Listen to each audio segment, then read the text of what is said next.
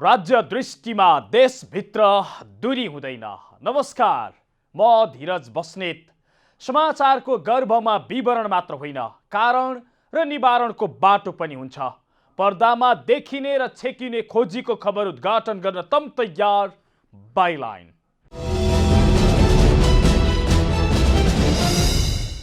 दर्शक वृन्द, प्रधानमन्त्री खड्ग प्रसाद ओली आफूलाई जहाँ जसले अप्ठ्यारो पार्छ त्यसलाई त्यही सिद्ध्याउने नीतिका साथ अघि बढिराखेका छन् र फेरि एकपटक त्यसको पुष्टि हठात रूपमा संसदको अधिवेशन अन्त्य गरेर गरिदिएका छन्। आफू विरुद्ध अविश्वासको प्रस्ताव आउने देखेपछि आफ्नै पार्टीका सांसदहरूले कर्णाली प्रदेशमा जस्तै गरी फ्लोर क्रस गर्ने सम्भावना बढेपछि सत्ता जोगाउन ओलीले संसद नै बन्द गरिदिएका छन्।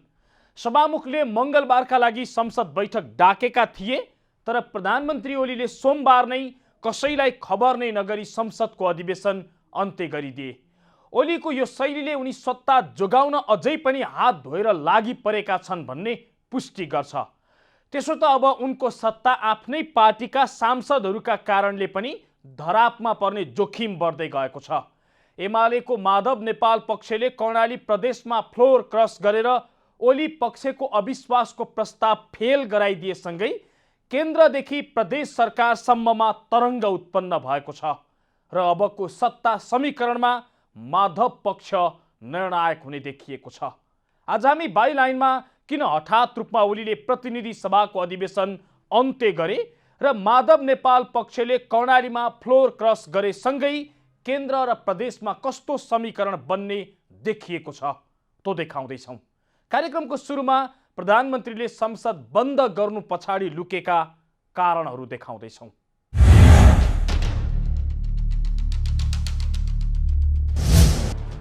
सभामुख अग्निप्रसाद सापकोटाले मङ्गलबार दिउँसो 1 बजेका लागि प्रतिनिधि सभा बैठक आह्वान गरेका थिए, तर एकाएक सोमबार नै प्रधानमन्त्रीको सिफारिसमा राष्ट्रपति विद्यादेवी भण्डारीले प्रतिनिधि सभाको हिउँदे अधिवेशन अन्त्य गरिदिइन्। सभामुखसँग परामर्श गर्न त परको कुरा जानकारी समेत नगराई प्रधानमन्त्री केपी शर्मा ओलीले संसदको हिउँदे अधिवेशन अन्त्य गरेका छन्, जसको विपक्षी दल नेपाली काङ्ग्रेस माओवादी केन्द्रले विरोध गरेका छन्। तर कसैसँग सल्लाह समेत नगरी प्रधानमन्त्री ओलीले एकाएक किन प्रतिनिधि सभाको हिउँदे अधिवेशन अन्त्य गरे? बिजनेस नदिएर करिब कामविहीन जस्तो बनाएको संसदको अधिवेशन अन्त्य गर्नु पछाडिको कारण के हो? संसदको अधिवेशन अन्त्य गर्नु पछाडिको कारण सरकारले भने कोरोना संक्रमण दर बढ्नुलाई देखाएको छ। मुलुकमा संक्रमण बढ्दै गए पनि यही कारण अधिवेशन अन्त्य भएको हो भनेर मान्न नसकिने राजनीतिक विश्लेषकहरूको दाबी छ, किनकि गत वर्ष बजेट अधिवेशन डाक्दा पनि संक्रमण यसै गरी फैलिएको थियो। अबको केही हप्तामै फेरि बजेट अधिवेशन डाक्नुपर्ने संवैधानिक बाध्यता छ। त्यतिखेर पनि कोरोनाको संक्रमण कम हुने सम्भावना कमजोर छ। राजनीतिक विश्लेषकहरूका अनुसार ओलीले मुख्यतः 3 कारणले प्रतिनिधि सभाको अधिवेशन अन्त्य गरेका हुन्। पहिलो, अविश्वासको प्रस्तावको डर। दोस्रो, कर्णाली प्रदेशमा माधव नेपाल पक्षले फ्लोर क्रस गरेर सत्ता समीकरण बदल्न सक्ने भनेर गरेको सङ्केत। र तेस्रो, सभामुखसँगको तिक्ततापूर्ण सम्बन्ध। राजनीतिक विश्लेषक पुरञ्जन आचार्यका अनुसार पहिलो कारण आफ्नो सत्ता धरापमा पर्ने देखेपछि ओलीले हठात प्रतिनिधि सभाको अधिवेशन अन्त्य गरेका हुन्। उनी विरुद्ध अन्य दलहरूले अविश्वासको प्रस्ताव ल्याउने तयारी गरेको सुइँको पाएपछि ओलीले अधिवेशन अन्त्य गरेको विश्लेषक आचार्य बताउँछन्। भन्दा चाहिँ ठुलो समस्या उहाँलाई के थियो? सभामुख उहाँको अनुकूल थिएन। सभामुखले चाहिँ प्रधानमन्त्रीलाई पार्न सक्ने अप्ठ्यारो पारिरहेकै थिए, होइन, हामीले देखिरहेको थियौँ।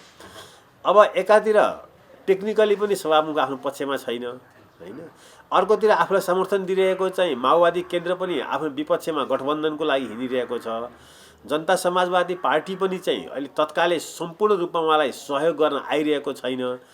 अर्थात् राजनीतिक रूपले, संवैधानिक रूपले र कानुनी रूपले, र सबभन्दा ठुलो त राजनीतिमा हुन्छ नैतिक रूपले उहाँ हारिरहनु भएको थियो, होइन। त्यस कारणले उहाँले त्यो संसदलाई फेस गर्न चाहनु भएन, जुन संसदका 2/3 उहाँलाई अहिले तिमीले राजीनामा देऊ भनेर अविश्वासको प्रस्ताव दर्ता गर्न सक्थे, होइन। त्यो बुझेरै हो। उहाँ फेरि यो मामलामा चतुर खेलाडी पनि हो। उहाँले चट्ट लाएर त्यसलाई बन्द गरिदिएपछि अब सिद्धियो। अर्का राजनीतिक विश्लेषक श्याम श्रेष्ठ पनि प्रधानमन्त्री ओलीले हठात संसद बन्द गर्नु पछाडि मुख्य कारण अविश्वासको प्रस्ताव छल्ने प्रयास नै भएको बताउँछन्। कुनै पनि बेला अविश्वासको प्रस्ताव आउन सक्ने देखेपछि त्यसलाई छल्नका लागि हठात अधिवेशन अन्त्य गरिएको उनले बताए। प्रधानमन्त्री ओली विरुद्ध नेपाली काङ्ग्रेस, माओवादी केन्द्र र जनता समाजवादी पार्टी बीच समीकरण बनाउने प्रयास भइरहेको थियो। विपक्षीहरूको घेराबन्दीबाट बच्न र सत्ता सुरक्षाका लागि अधिवेशन अन्त्य भएको श्रेष्ठको भनाइ छ। पहिलो कारण त के हो भने अब यो केन्द्रमा अविश्वासको प्रस्ताव ल्याइन्छ र त्यो पास हुन्छ भन्ने भए त्यो एउटा पहिलो कारण हो जस्तो लाग्छ। अब काङ्ग्रेसबाट त्यो कुरा प्रस्ताव राख्ने भन्ने कुराहरू आइरहेका थियो। अब काङ्ग्रेसले राख्ने भयो भन्ने खबर सायद उहाँलाई पुग्यो होला र माओवादी केन्द्रले दोस्रो कारण चाहिँ माओवादी केन्द्रले उसलाई दिएको समर्थन फिर्ता लिने भयो भन्ने कुराको भए। अब तेस्रो चाहिँ के हो भने यो जसरी कर्णाली प्रदेशमा भयो त्यसरी माधव नेपाल पक्षले अब यो उसलाई चाहिँ साथ दिने सम्भावना त्यो कर्णालीको घटनादेखि नै बढिरहेको थियो। त्यो साथ दियो भने त राजपाले उहाँलाई साथ दिए तापनि उहाँको शासन त जाने भयो। विश्लेषक श्रेष्ठका अनुसार अविश्वासको प्रस्तावको डरले मात्रै होइन, कर्णाली प्रदेशमा माधव नेपाल पक्षले फ्लोर क्रस गरे जस्तै गरी केन्द्रमा पनि फ्लोर क्रस हुने डरका कारण ओलीले संसद बन्द गरेका हुन्। केन्द्र सरकार विरुद्ध अविश्वासको प्रस्ताव आयो भने कर्णालीको घटना दोहोरिन सक्थ्यो। त्यो चस्काले समेत प्रतिनिधि सभाको अधिवेशन अन्त्य गर्ने निर्णयमा ओली पुग्न बाध्य भएको श्रेष्ठको तर्क छ। कर्णालीको घटनाले त्यही सन्देश दिएको हो। कर्णालीको घटनाले के हो भनेदेखि माधव नेपालले चाहियो भनेदेखि अब फ्लोर क्रस गरेर भए तापनि यो केपी ओलीको शासनलाई खतम पार्नको लागि साथ दिन सक्छ भन्ने खालको सन्देश चाहिँ त्यस घटनाबाट मिलेको हो। विश्लेषकहरूका अनुसार प्रधानमन्त्री ओली आफूलाई जसले अप्ठ्यारोमा पार्छ त्यसैलाई भत्काउँदै आएका छन्। संसद विघटन पनि त्यसैको एउटा कडी हो। सर्वोच्च अदालतले पुनर्स्थापना गरिदिएपछि उनले संसदलाई तिरस्कार गर्दै आएका थिए। बिजनेस नदिएर कामविहीन बनाएको संसदबाट आफू खतरामा पर्न सक्ने देखेपछि अधिवेशन अन्त्य गरेको हुन सक्ने विश्लेषकहरूको ठहर छ। त्यस्तो एउटा संसदमा जहाँ चाहिँ बहुमत आफूले गुमाएको छ, आफू अल्पमतमा छ, आफ्नो विरुद्धमा चाहिँ अरू सबै शक्ति संसदमा भएका शक्तिहरू सङ्गठित छन् भने उहाँ त्यहाँ चाहिँ फेस गर्न तयार हुनु भएन। अर्को कुरा, यो संसदबाट उहाँले बिल पास गर्नको लागि उहाँको हैसियत पनि थिएन। अनि उहाँले कैयन अध्यादेशहरू जारी गर्नुभएको छ होइन, ती अध्यादेशहरू चाहिँ उहाँले यो संसदबाट पास गर्न सक्नुहुन्थेन, त्यो सम्भव थिएन। त्यसै कारणले यसलाई लम्ब्याउनु भन्दा यसलाई चाहिँ छोट्याउनु उहाँको लागि श्रेयकर रह्यो। प्रधानमन्त्री सभामुख टकराव। सभामुखलाई जानकारी समेत नगराई प्रधानमन्त्री ओलीले संसद अधिवेशन अन्त्य गर्नु पछाडि दुईजना बीचको तिक्ततापूर्ण सम्बन्ध पनि कारक रहेको विश्लेषकहरूको भनाइ छ। प्रधानमन्त्री ओलीले सभामुखले अराजक काम गरेको आरोप लगाउँदै आएका छन् भने सभामुख अग्नि प्रसाद सापकोटाले आफू कसैको पनि दबावमा नपर्ने बताइसकेका छन्। सभामुखले आफूमाथि निरन्तर दबाव सिर्जना गरिएको र संसदमाथि ठूलो घेराबन्दी गरिएको बताएको भोलिपल्टै प्रधानमन्त्री ओलीले संसद अधिवेशन अन्त्यका लागि सिफारिस गरेका हुन्। सभामुख र प्रधानमन्त्री बीच टकराव सिर्जना गर्ने एउटा विषय एमसीसी पनि बनेको छ। संसदबाट एमसीसी पारित भएपछि मात्र कार्यान्वयनमा जाने भएकाले जसरी हुन्छ जति सक्दो चाँडो एमसीसी पारित गर्ने योजनामा सरकार छ। तर सभामुख निकट रहेको पार्टी माओवादी केन्द्र यो विषयलाई अड्काएर सरकारलाई अप्ठ्यारो पार्ने मनस्थितिमा छ। यही कारण दुईजना बीचको विवाद चर्किएको हो। सत्ता धरापमा पर्ने देखेपछि प्रधानमन्त्री ओलीले प्रतिनिधि सभाको अधिवेशन नै अन्त्य गरेका छन्। तर के अधिवेशन अन्त्य गर्दैमा उनी सुरक्षित हुन सक्छन्? आफ्नै पार्टीका सांसदहरूले फ्लोर क्रस गरेसँगै ओली एमालेकै कारण केन्द्र र प्रदेशमा धरापमा परेकै हुन्। तो देखाउनेछौँ तर एकैछिनको विश्रामपछि।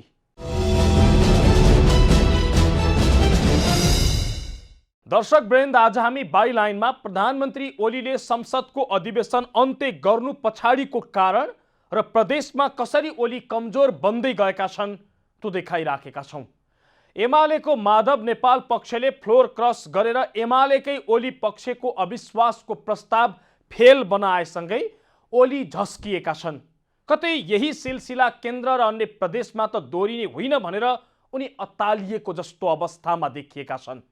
माधव पक्षले फ्लोर क्रस गर्ने सङ्केत गरेकै कारण अन्य प्रदेशमा पनि ओली निकटका मुख्यमन्त्री विरुद्ध अविश्वासको प्रस्ताव दर्ता भएका छन्।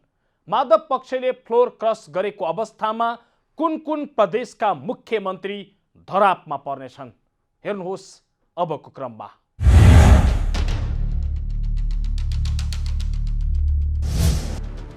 एमालेको माधव नेपाल पक्षले कर्णाली प्रदेशमा फ्लोर क्रस गरेसँगै प्रदेश सरकारहरूमा सत्ता समीकरण बदलिने सङ्केत देखिएको छ। केही प्रदेशमा ओली निकटका मुख्यमन्त्री विरुद्ध अविश्वासको प्रस्ताव नै दर्ता भएको छ भने केही प्रदेशमा अविश्वासको प्रस्ताव दर्ता गर्ने तयारी भएको छ। हाल लुम्बिनी प्रदेश, गण्डकी प्रदेश, बागमती प्रदेश र प्रदेश नम्बर 1 मा एमालेको सरकार छ। चारै प्रदेशका मुख्यमन्त्री ओली निकटका हुन्। 4 मध्ये बागमती प्रदेश बाहेक 3 प्रदेशमा एमालेको सरकार एमालेकै माधव पक्षका कारण धरापमा पर्ने देखिएको छ। कर्णाली प्रदेशमा माओवादी केन्द्रको सरकारलाई माधव पक्षले साथ दिएकै कारण महेन्द्र बहादुर शाहीले विश्वासको मत पाएका छन्। एमालेमा सांसदहरूले पार्टीको व्हिप नाग्दै माओवादी केन्द्रको सरकार जोगाए।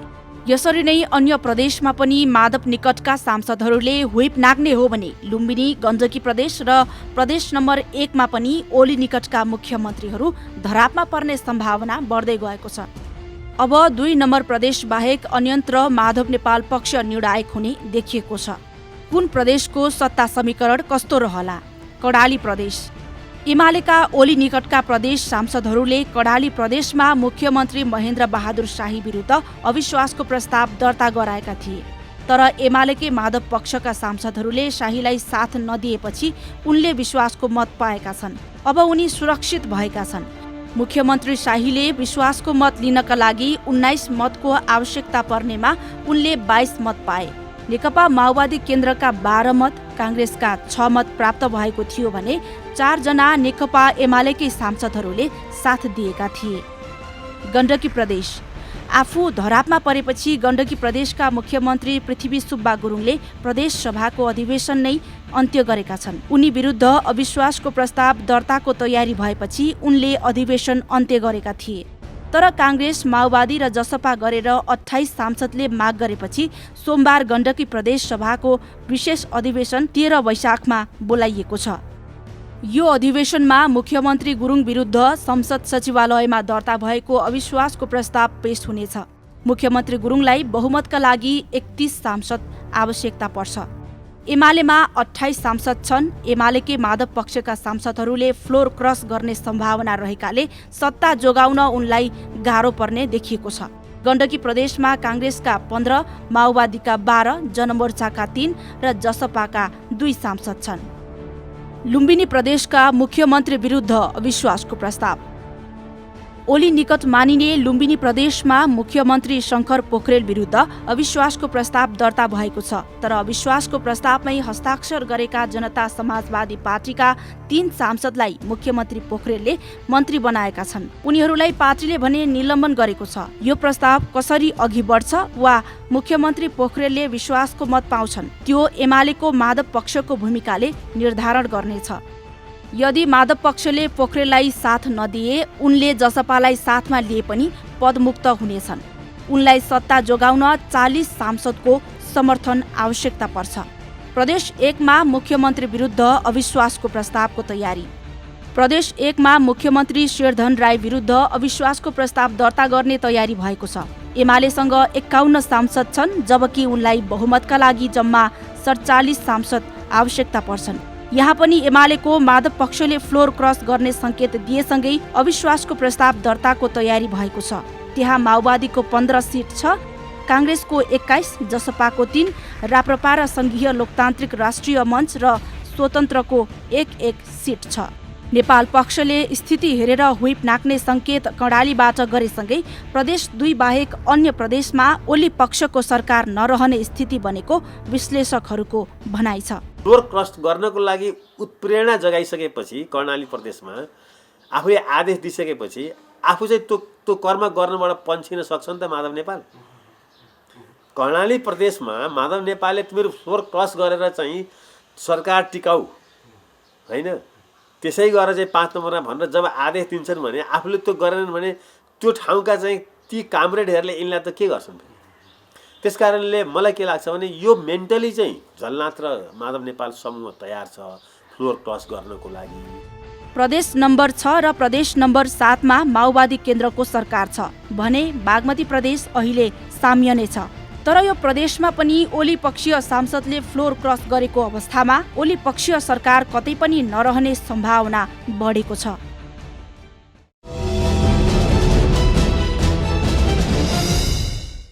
दर्शक वृन्द, आज हामी बाइलाइनमा प्रधानमन्त्री ओलीले संसदको अधिवेशन अन्त्य गर्नु पछाडिको कारण र कर्णाली प्रदेशमा मुख्यमन्त्री जोगाउन काङ्ग्रेसले साथ दिएसँगै उसले दिएको सन्देश देखाइराखेका छौं।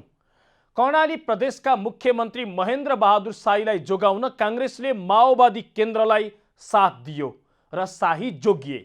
शाहीलाई दिएको मतसँगै अब सत्तामा जानका लागि आफू तयार भएको सङ्केत काङ्ग्रेसले दिएको छ। ऊ प्रदेशदेखि केन्द्रसम्म पर्याय नेतृत्व पनि गर्ने नभए सत्तामा सामेल हुने रणनीतिमा रहेको प्रष्ट सन्देश दिएको छ।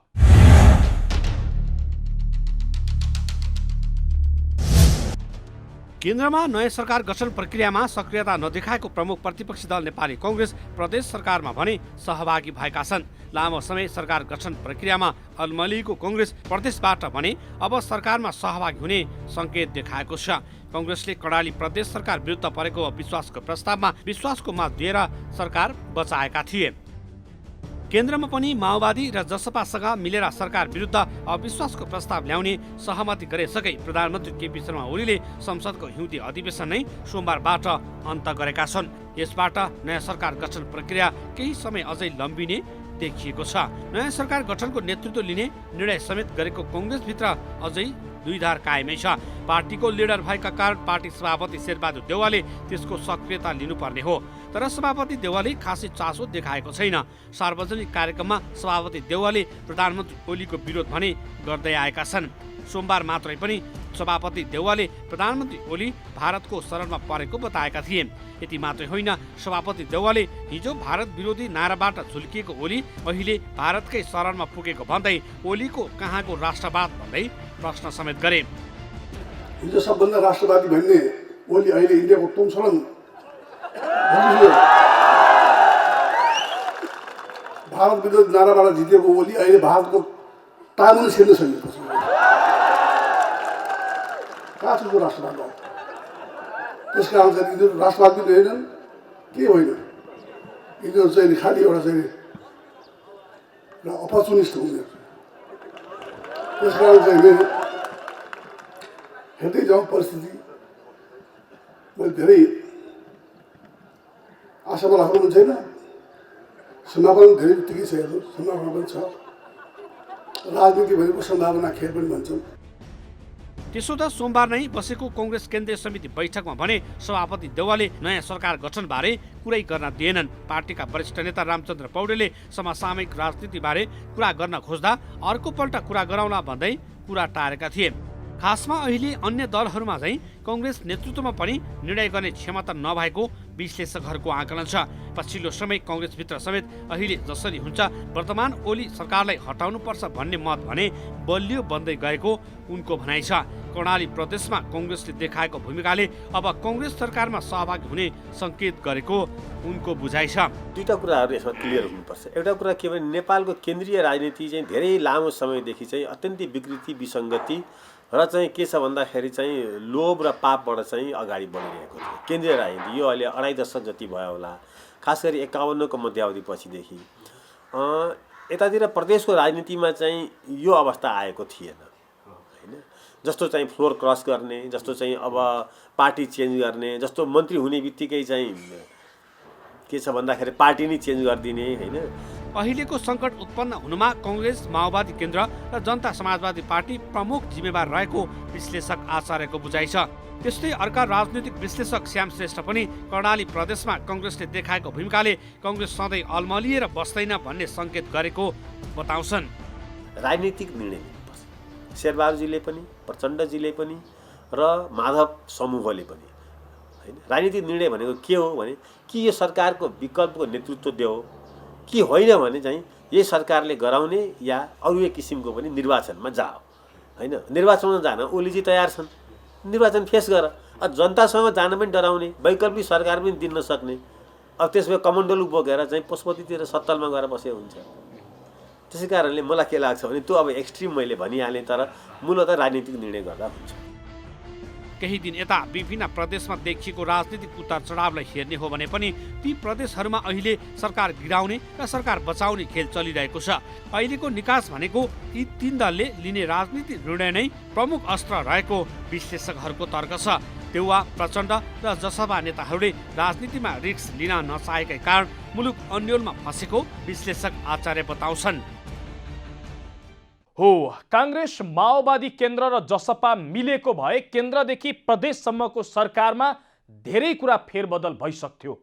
तर निर्णायक भनिएको जसपाको अलमलका कारण सत्ता समीकरण बदलिन सकेको थिएन। तर अब एमालेकै माधव नेपाल पक्षका कारण सत्ता समीकरण बदलिने देखिएको छ। कर्णालीमा जस्तै केन्द्रदेखि प्रदेशसम्ममा माधव पक्षले फ्लोर क्रस गरे, ओली र उनी निकटका मुख्यमन्त्री सत्ताच्युत हुने खतरा बढ्दै गएको छ। हौस् त, आजलाई प्रधानमन्त्री ओलीले संसदको अधिवेशन अन्त्य गर्नु पछाडिको कारण र प्रदेशमा बदलिएको सत्ता समीकरणको प्रसङ्ग यति नै। मुलुकको माटो जहाँ छोए पनि राष्ट्र एकैचोटि जागरुक हुन्छ।